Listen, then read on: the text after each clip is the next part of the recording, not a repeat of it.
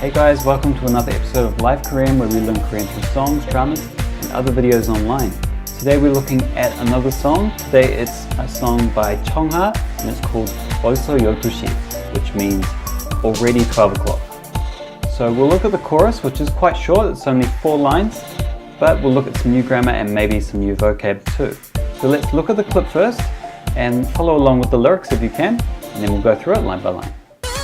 아쉬워 벌써 12시 어떡해 벌써 12시네 보내주기 싫은걸 알고 있어 how you feeling. Alright, so there it is. Let's go through each line first to look at the pronunciation and then we'll look at the meaning. So the first line, 아쉬워 벌써 12시. 어떡해 벌써 12시네. 보내주기 싫은 걸 알고 있어. So let's take a look at this first word here, which is a very difficult word to translate into English, but it's used in different situations and it doesn't really have a direct translation. Now, if you look at the Korean to Korean dictionary, you'll find this word has 2 main meanings. The first one being if there's something that you need that's not there or not enough of something and you don't feel satisfied or you feel a bit sad about that. The second definition is a little bit similar. It's if you're feeling sad because you have a special attachment to something. So it's a kind of a mix of feeling sad or regret depending on the situation. So the English translation of this is going to change depending on context. In English, usually we would actually express this with not just one word, but maybe an expression. So in this first line, we have 아쉬워 벌써 12시.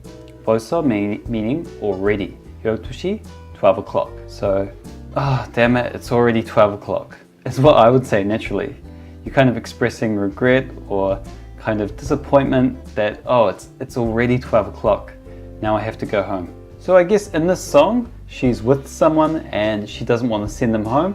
And so 아쉽다, 아쉬워, she's saying it's already 12 o'clock, but I don't want to part with them. Next we have 어떡해 벌써 12시네. So we have the same, 벌써 12시, it's already 12 o'clock. And at the start we have 어떡해. So 어떡해 means literally how. And in Korean, when we use it as a question by itself, 어떡해, you're kind of asking the question, what should I do? So in situations where you're not sure what you should do, people often use this expression. It's even used to express sympathy if something bad happens to someone. Somebody says, for example, that their pet died, and you could say, 어떡해, what are you going to do? It's a way of expressing sympathy.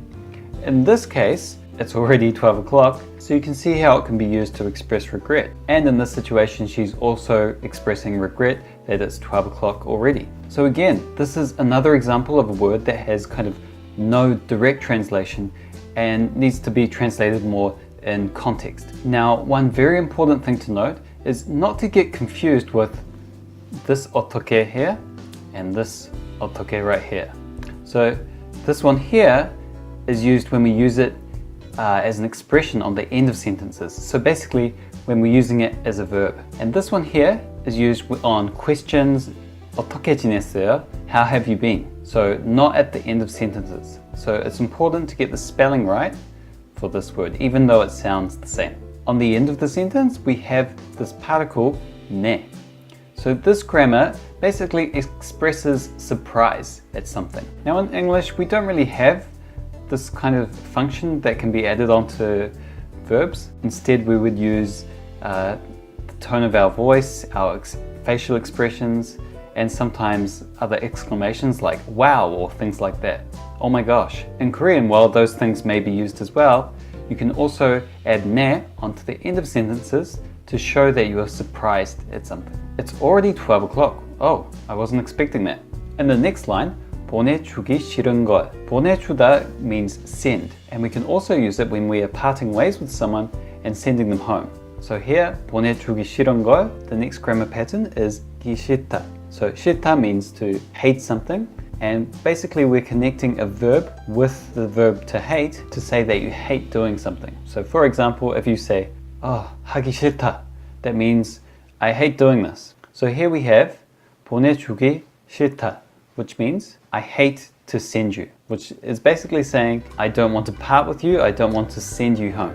So remember, context is important. So a lot gets left out, the subject gets left out, and we're left with the verb, which is the main substance of the sentence. Now on the end there is one more grammar point, 은걸, which you probably would have seen in many Korean songs. It's used throughout many K-pop songs, but it's actually quite a difficult grammar particle to explain because it really depends on context, it depends on what the word is. Often it expresses maybe a little bit of surprise or that you thought something would have turned out differently. Other times it can express regret, and other times, like here, it's more kind of emphasizing that you really hate sending them home. So this particle, I won't explain it any more than this because it can be quite a deep topic, but just know that it's giving the word more feeling than it would have just on its own. If I was translating this line into English, I would probably say, I hate having to leave you, which is quite different from the original sentence, but to make it more natural in English.